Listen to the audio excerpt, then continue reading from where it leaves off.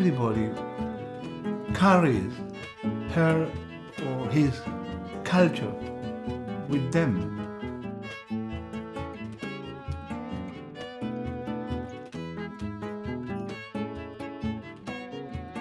What's really important is that your culture, which is what you are as a human being, is something that everybody was willing to share.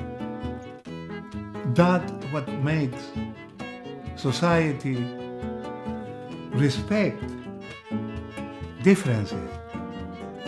Culture as a tool to empower communities, to unite them, to celebrate.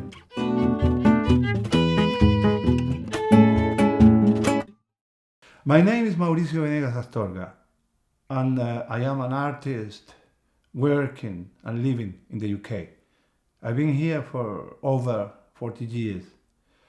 I have always been interested in the influences that English music particularly and culture has had within my culture, but also in the influence that my culture has had within British culture.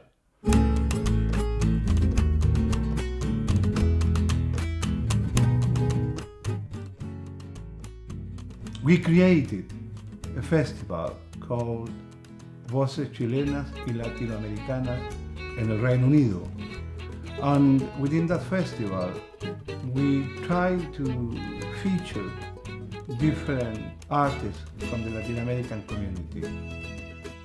The festival is to do with collaboration and with the influences that both cultures had with each other.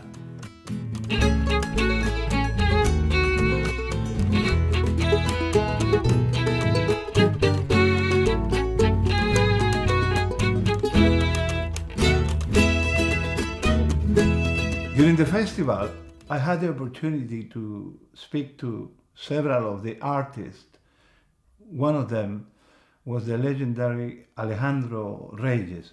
He was part of the Cuncumen group in Chile, and we are really lucky to interact with somebody like Alejandro, not only because of the importance that he carries as somebody that lived during those times with the explosion of Chilean culture, but also because he still is very much active within his art, and also very generous and genuine artist.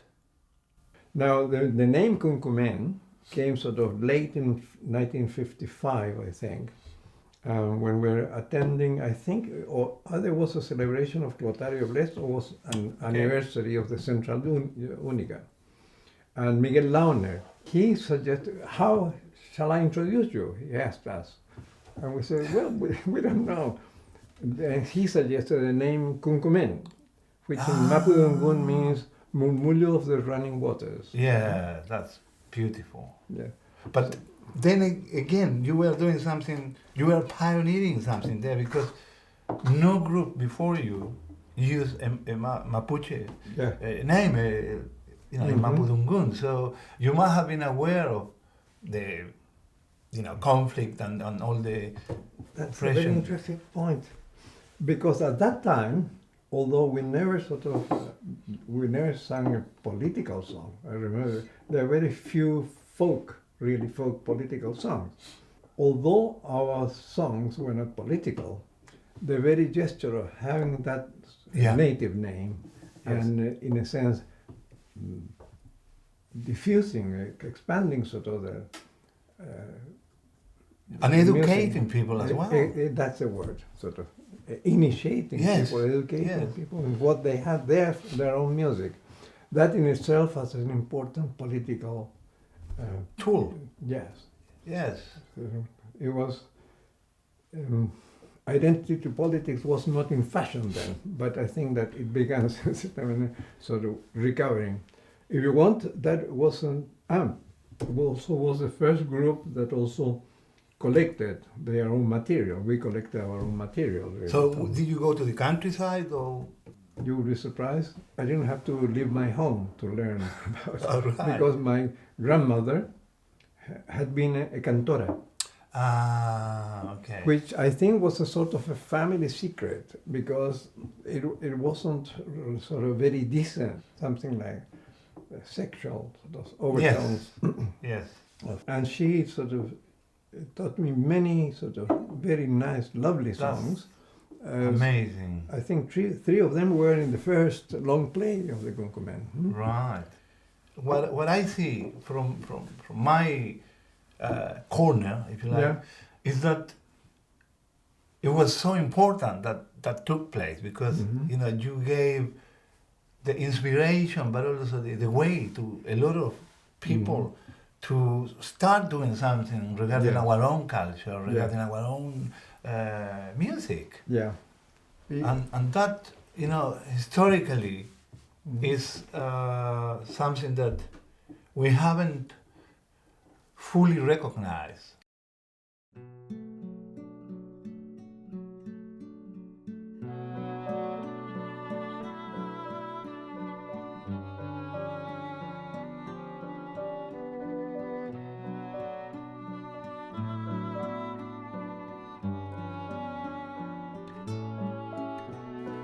One of the things that came across a lot of the time when we talked to the people taking part in the festival was the impact that the events regarding the coup d'etat in Chile had within their ways of expressing their feelings. I started in the school in 1973 with the dictatorship. A lot of music was prohibited, especially the folk music, which I liked. We couldn't sing, I was little, but young people couldn't hear or sing some songs or play some instrument like charango. But then in the 80s, when I started the secondary, and then I went to university, we started to sing it anyway and play it. So I play a lot in the university, my guitar, singing canciones de protesta, and then running away from the police because it was so dangerous. Music was very important during the dictatorship anyway, because it was a way to escape, from the oppression and from violence also, because you were so repressed and you wanted to do silly things, but with the music you were, jumping and singing with a lot of people. So it was very important, really, to express yourself. Teachers and students worked together, and we went out protesting together afterwards in the streets when the coup happened. And precisely on one of those marches I was caught, and then I was sent to jail. But I was a teacher already, and I belonged to the AGEJ, so for them I was anathema.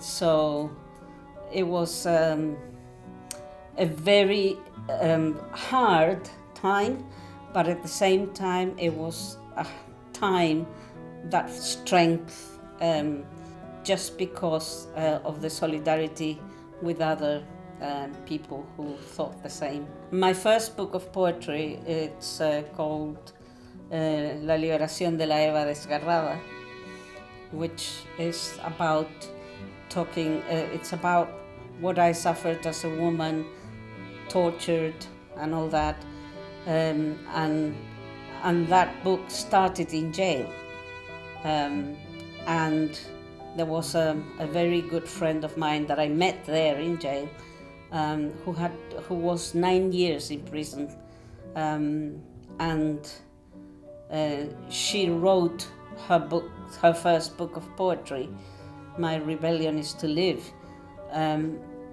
in little pieces, whatever we could do to take out of the prison until it became a book.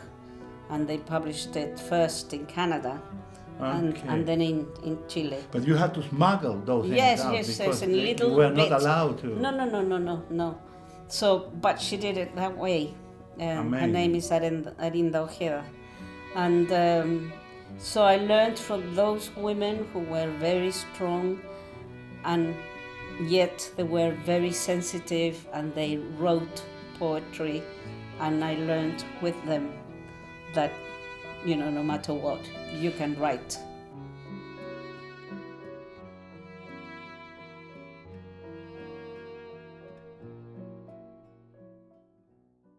My connection to Chile is through my parents when they had to come here as political refugees.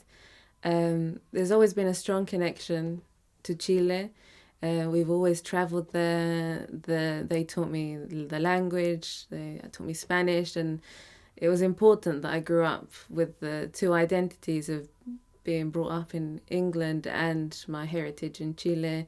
And that includes music, not just Chilean music, but Latin American music. So I grew up listening to Víctor Jara, Violeta Parra, Iyapu, but not just that. I personally love the Afro influence as well that Latin America has had. So lots of Cuban son, merengue from the Dominican Republic, and that's really embedded into my life of what I like to listen to, what music makes me happy. On my dad's side, they're all singers, really. My nan was always singing tangos, and my granddad as well. He had his own band. My uncle, my auntie, they all sing, dad sings. And it kind of just gets passed down, I guess, because there's just no choice. You have to sing. Music is infectious, and I think it really has infected our family, for sure. Came to London because I'm a neurologist, and I came to study dementia to get some experience in Alzheimer's disease here in London. But when I was in Chile, I had a duo with my brother, Juan, and we used to play folk music in Chile. And when we were just starting to create our own songs, I took the decision to come to London. So for us, this festival was also an opportunity to meet again and to perform together again, as we did in Chile.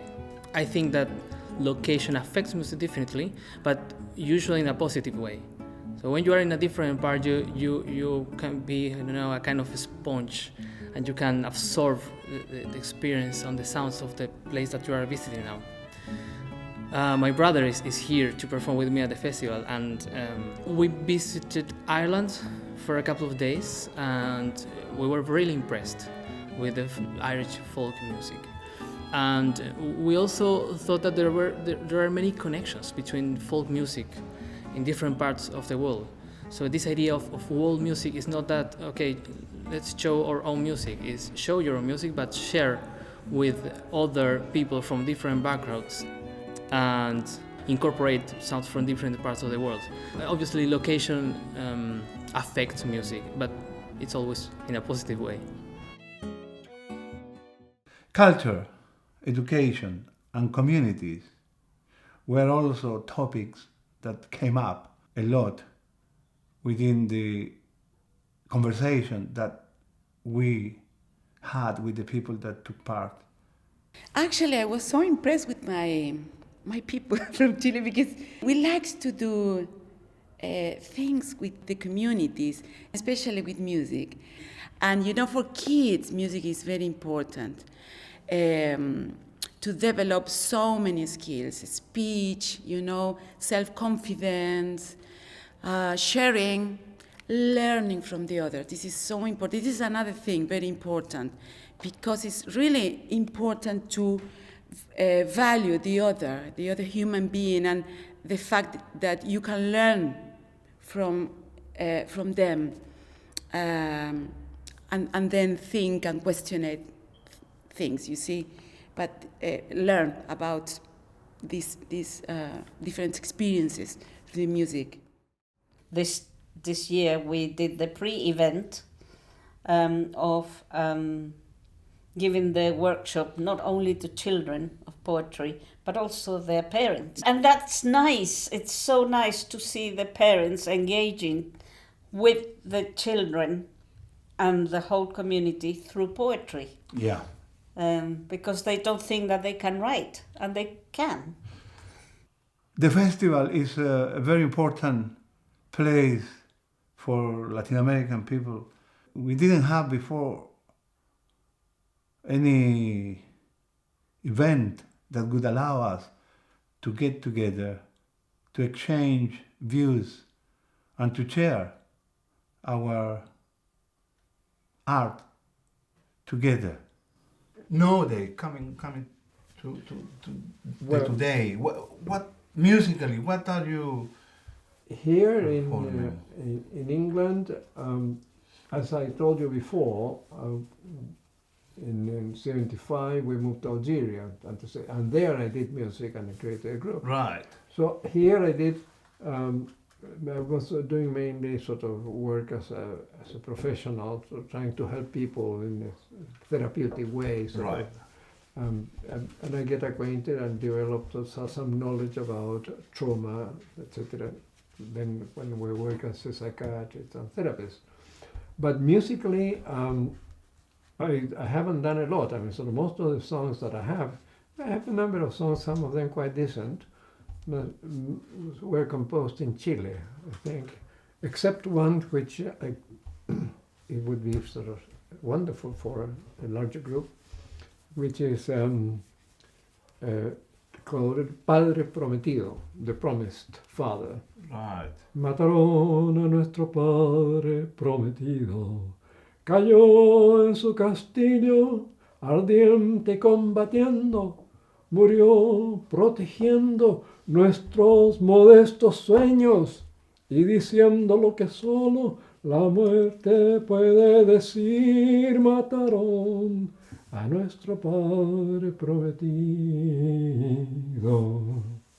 Oh, beautiful. Beautiful. I think that is made in England.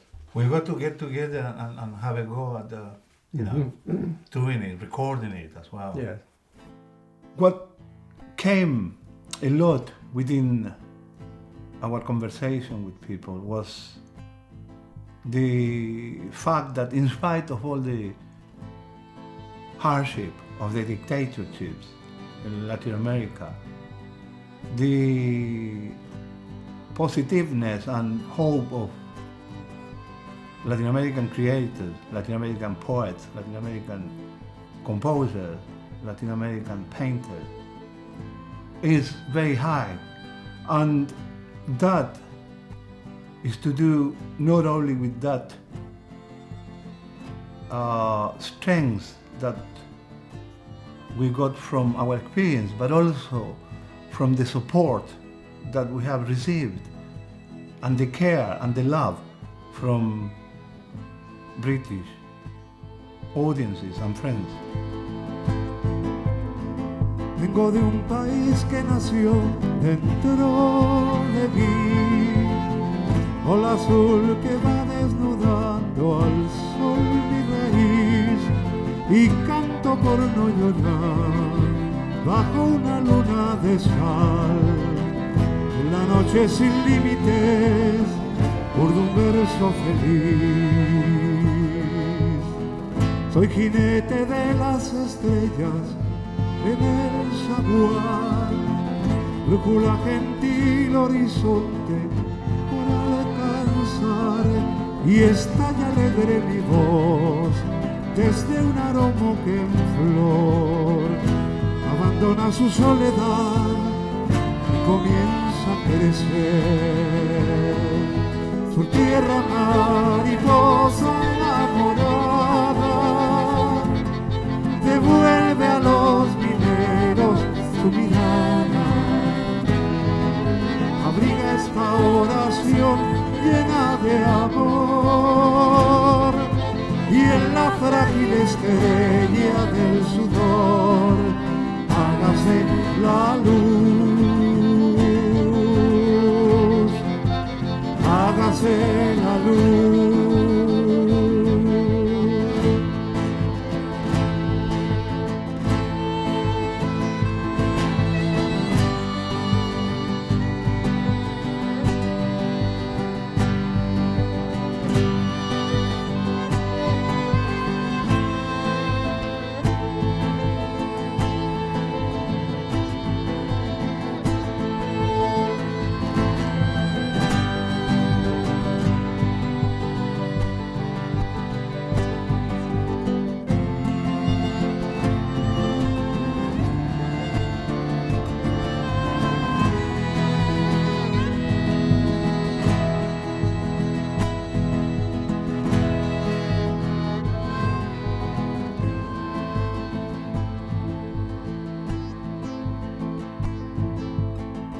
Caminando voy hacia el pueblo y su corazón por mis venas va navegando un río mayor y estalla en mi geografía cultivando el nuevo día. Un labriego infinito cansado de esperar. Voy volcán y mar de cordillera llena de luz, hemisferios tirando, cobijando la cruz del sur, y enamoradas mis manos vuelven al polvo y al barro, renaciendo para